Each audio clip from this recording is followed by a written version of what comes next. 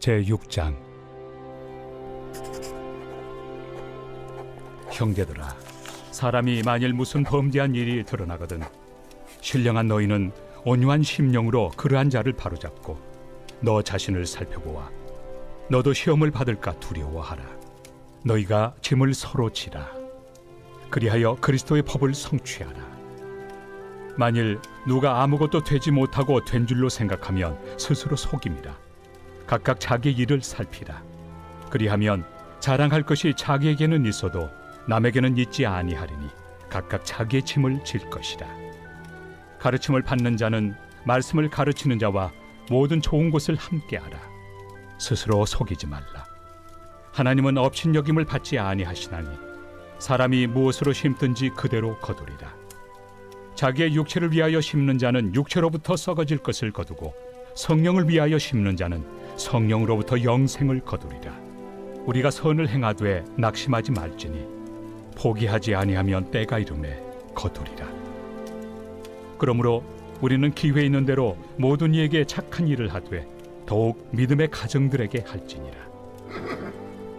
내 손으로 너희에게 이렇게 큰 글자로 쓴 것을 보라. 무릇 육체의 모양을 내리 하는 자들이 억지로 너희에게 할례를 받게 함은 그들이 그리스도의 십자가로 말미암아 박해를 미연하리 함뿐이라.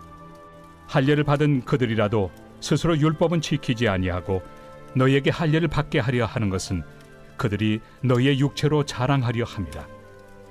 그러나 내게는 우리 주 예수 그리스도의 십자가 외에 결코 자랑할 것이 없으니 그리스도로 말미암아 세상이 나를 대하여 십자가에 못 박히고 내가 또한 세상을 대하여 그러하니라. 할례나 무할례가 아무것도 아니로되 오직 새로 지으심을 받는 것만이 중요하니라. 무릇 이 규례를 행하는 자에게와 하나님의 이스라엘에게 평강과 긍휼이 있을지어다. 이후로는 누구든지 나를 괴롭게 하지 말라. 내가 내 몸에 예수의 흔적을 지니고 있노라. 형제들아, 우리 주 예수 그리스도의 은혜가 너희 심령에 있을지어다. 아멘. 율법주의자들의 가장 큰 배단은 이것이라 생각합니다. 자신의 행위로 의로움을 얻었다 생각하기에 교만할 수밖에 없습니다. 이렇게 이해하시면 될 것 같습니다. 그들은 뭔가 하나의 율법을 잘 지키는 순간 누군가를 판단할 수 있는 지표 한 가지가 더 생긴 것으로 보면 될 것입니다. 그러니 정죄와 비난이라는 자신의 교만함을 끊어낼 힘이 없는 것입니다.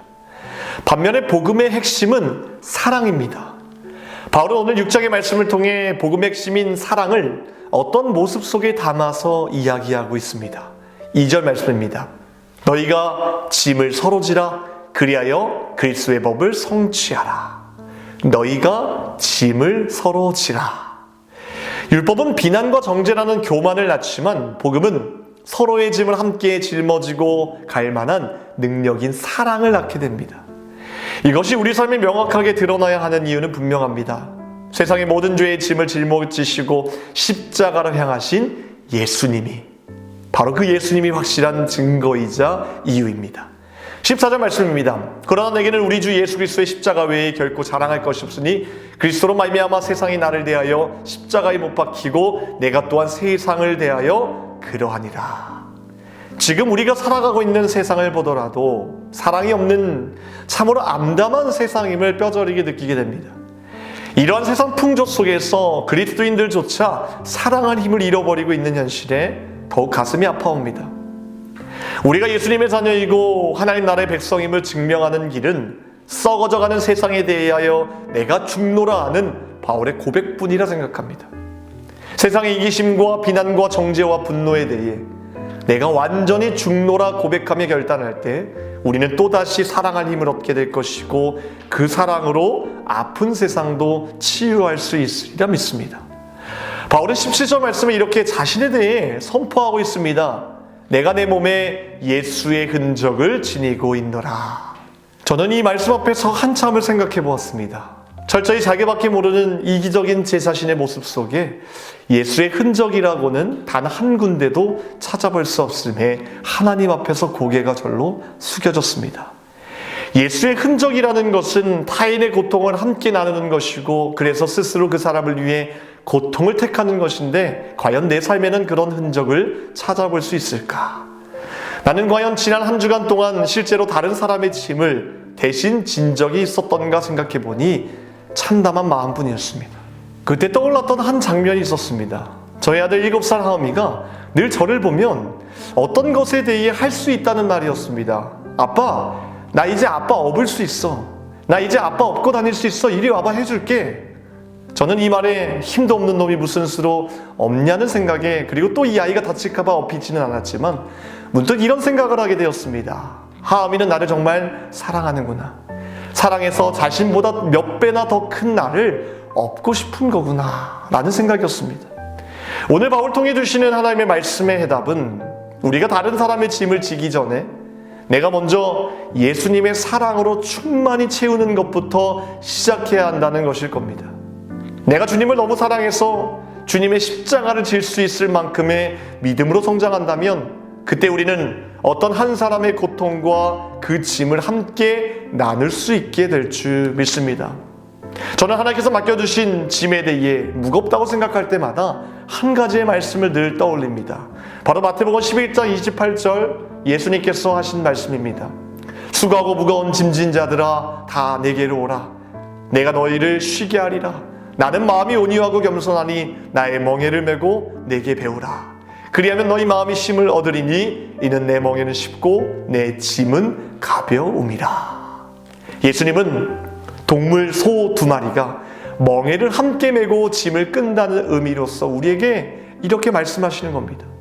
너희들은 나와 함께 이 멍에를 메고 가는 사람이니 혼자 끙끙대거나 혼자 그 짐을 무겁게 여길 필요가 없다는 것입니다. 우리 인생이, 우리의 사명이, 영적인 삶이 힘들 때마다 이 말씀을 기억해야 합니다. 이 짐이 쉽고 가볍다라고 말할 수 있는 것은 이 짐은 예수님의 짐이라는 사실과 이 짐은 나 혼자 지는 것이 아니라 저 반대편에서 나와 함께 그 짐을 늘 함께 메고 계시는 예수님이 계시기 때문에 우리는 평안할 수 있다는 것입니다. 사랑하는 성도 여러분, 저와 여러분들의 짐 때문에 예수님이 이 땅에 오셨고 이 삶을 보여주시기 위해 사셨고 그렇게 죽으셨습니다. 그분께 모든 것을 맡겨드리며 그분이 주시는 사랑으로 인해 또 누군가의 짐을 들어줄 수 있는 사랑의 삶이 되시기를 주님의 이름으로 축원합니다. 오늘 화요일 교회를 위해 함께 기도하겠습니다. 교회 부흥과 영적 회복을 위해서 이 땅의 교회가 복음으로 돌아갈 수 있도록 선교와 전도의 문이 활짝 열리게 해달라고 우리 일을 위해서 함께 기도하시겠습니다. 기도하겠습니다. 하나님 감사합니다. 주님의 거룩한 짐을 감히 우리가 지고 가게 하시니 참으로 감사합니다. 또한 그 짐을 나 혼자 끙끙대는 것이 아니라 나의 짐을 우리 주님이 함께 짊어지시고 계시기에 더욱 감사합니다. 우리의 모든 짐을 주님께 맡겨드릴 뿐 아니라 내게 허락하신 우리 이웃들과 우리 백성들의 짐까지도 함께 짊어질 수 있는 믿음과 사랑의 마음을 넉넉하게 채워주시옵소서. 하나님 세우신 교회와 주의 사자 목사님 강력하게 붙들어 주시고 우리 교회가 정말 이웃을 위하여서 죽어가는 영혼들을 위하여서 복음의 불씨를 전달할 수 있는 능력의 말씀을 선포하고 하나님 그들을 도울 수 있는 하나님 교회로 세워주시옵소서. 하나님의 선교와 전도의 문이 활짝 열리게 하셔서 주님의 복음의 사명을 감당하기에 부족함이 없도록 날마다 채워주시고 인도하여 주시옵소서. 오늘 이 새벽에 주님의 말씀을 의지하여 기도합니다. 기도의 능력으로 나아가기를 원합니다. 주여 응답하여 주시옵소서. 모든 것 감사드리오며 우리를 구원하신 예수 그리스도 이름으로 기도합나이다.